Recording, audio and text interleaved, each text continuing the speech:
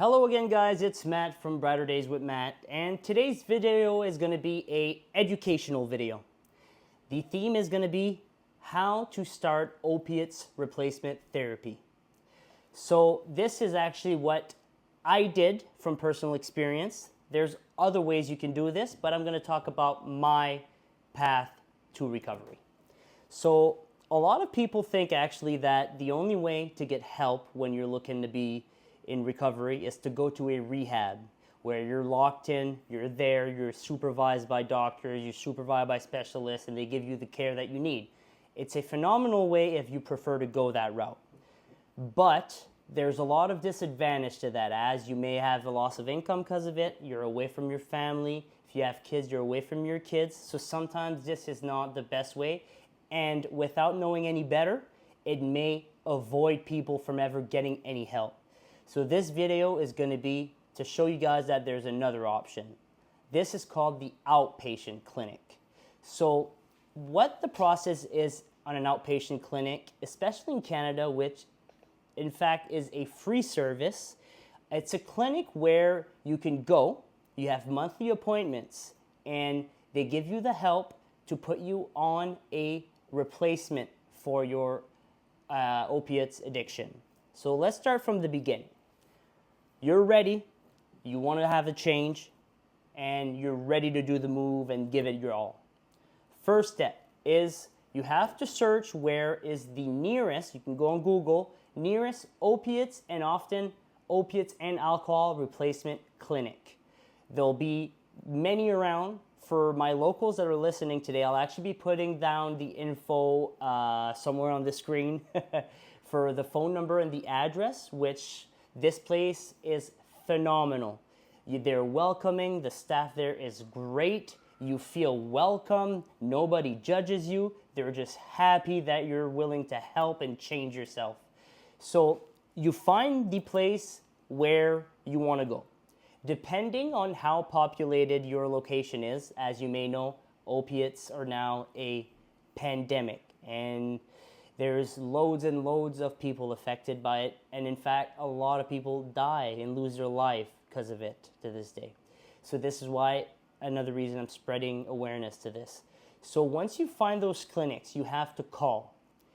If they call and they say they're full, they'll ask if you want to be put on a waiting list.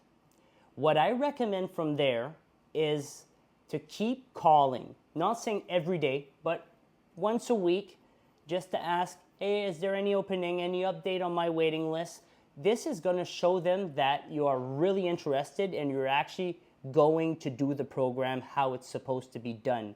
And this may give you a chance to actually move up on the waiting list, because a lot of people easily give up, and I know it's tough, but you got to keep going. You got to show these guys that you're willing to do the work, because they're there to help the people that are willing to do the job.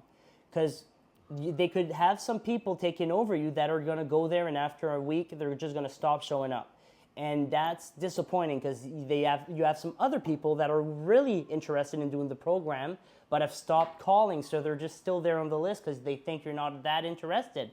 I guarantee you it won't bother them. It's just a phone call. They have a staff that are there just to take the phone call. They'll just say, oh, he called again, this guy's really interested.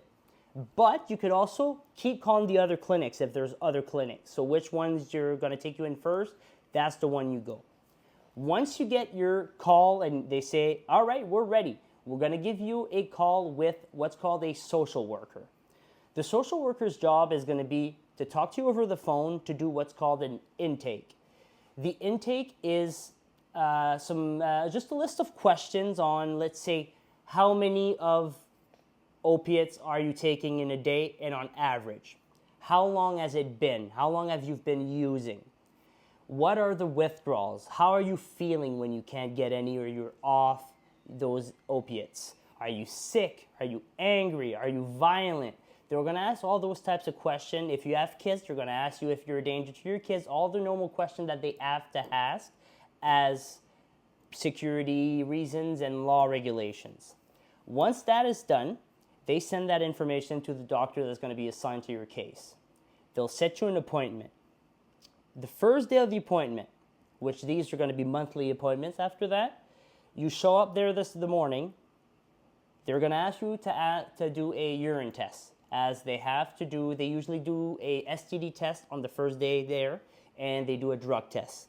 Those piss tests are going to be required every time you go in for your monthly appointment. The reasoning for that is when you get prescribed Suboxone, you have to go to the pharmacy every day, and you have to try to go there around the same time every day to take it supervised by a pharmacist. Because these are still considered opiates. They're a form of synthetic opiates that I'm not a medical expert, but they balance the chemical in your brain to stop needing the craving of opiates, and they help you clear away from them. Because you'll take one, and I guarantee you won't feel, maybe for the first few times, so that's why at first they may give you a higher dose, lower dose. They'll try to find which dose works for you. So the reason to do this, because some people could take them, go sell them on the street, as they have a market for everything, and but it's not going to be forever. If you do the program right and you pass urine test 1, urine test 2, urine test 3, and keep in mind, they do not only check for opiates. They also check, they also check for any illegal drugs. If you're prescribed something, that's okay. If marijuana is legal where you are, that's okay. And they don't test for alcohol. It's really any illegal substance. Because as an addict, you're prone to other drugs, and it's just a fact. Once you're proven yourself that you're clean, eventually they're going to start giving you carries that they call. You go there, they give you 3, let's say. So for 3 days in a row, you don't have to go. You'll have your doses at home. You pass another urine test, they'll start giving you weekly doses, and the list goes on. So eventually, you'll actually have an option to be switched to what's called Sublocade. Sublocade is basically the same thing. They have the same chemicals as the Suboxone. Instead of that, it's in liquid form.